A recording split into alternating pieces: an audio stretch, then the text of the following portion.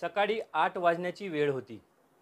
त्यावेळी बाबासाहेब हे आपल्या राजगृहातील अभ्यासिकेत वर्तमानपत्र वाचनात व्यस्त होते. अशा वेळी मी त्यांच्या खोलीत प्रवेश करून नमस्कार केला. माझ्या नमस्काराचा हसतमुखाने स्वीकार होताच मी जवळच्या खुर्चीवर बसलो.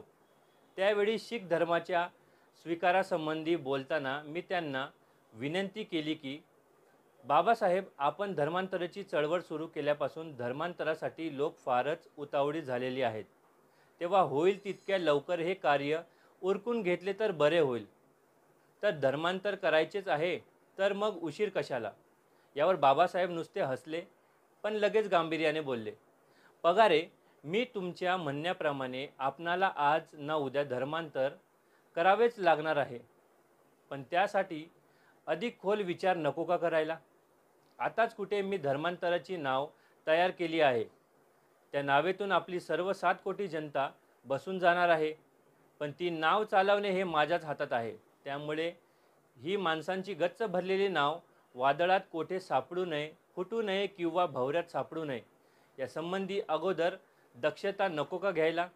इतके सर्व धोके टाकून जर आपण सुरक्षित पैलतीरी पोचलो तर तेथे आपणावर पिसाटाप्रमाणे सैरावैरात धावत सुटण्याचा प्रसंग येऊ नये. या सर्व गोष्टीचा मी विचार करीत आहे आणि जोपर्यंत यातून मला निश्चित मार्ग सापडत नाही तोपर्यंत या गोष्टीला जोराची चालना देणार नाही.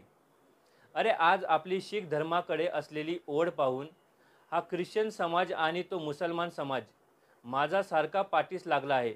इतकेच नव्हे तर ते या क्षणी धर्म स्वीकारण्याबद्दल मला त्यांनी चांगले 7 कोटी रुपये देण्यासही तयार झाले आहेत.